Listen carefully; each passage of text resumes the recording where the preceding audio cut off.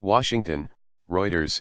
The U.S. Senate on Tuesday planned to vote to advance a bill to renew the National Security Agency trademark's warrantless Internet surveillance program, as privacy advocates made a final push to derail the measure. The legislation would extend the NSA program, which gathers information from foreigners overseas but incidentally collects an unknown amount of communications belonging to Americans. The bill, which easily passed the House of Representatives last week despite mixed signals posted on Twitter by President Donald Trump, would renew the surveillance program for 6 years with minimal changes. The measure trademark's passage would mark a disappointing end to a years-long effort by a coalition of liberal Democrats and libertarian-leaning Republicans to redefine the scope of U.S. intelligence collection, fueled by the 2013 disclosures of classified surveillance secrets by former NSA contractor Edward Snowden. The legislation requires 60 votes to avoid a Senate filibuster that could delay or block it.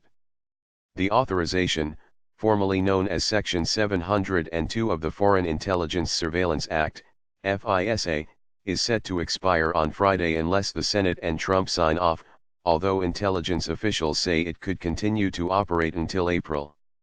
The bill allows the NSA to eavesdrop on vast amounts of digital communications from foreigners living outside the United States via American companies like Facebook Inc., Verizon Communications Inc. and Alphabet Inc. Trademark's Google.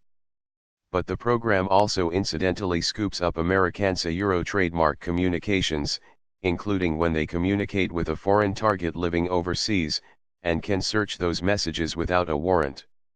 The White House, U.S. intelligence agencies and congressional Republican leaders have said the program is indispensable to national security, vital to protecting U.S. allies and needs little or no revision. Privacy advocates say it allows the NSA and other intelligence agencies to grab data belonging to Americans in a way that represents an affront to the U.S. Constitution. Without additional meaningful constraints, Congress is allowing the government to use information collected without a warrant against Americans in domestic court proceedings. Republican Senator Rand Paul and Democratic Senator Ron Wyden, vocal opponents of the legislation, wrote in a letter to Senate colleagues last week. Other proposals introduced in Congress would have required investigators obtain a warrant before sifting through emails belonging to Americans.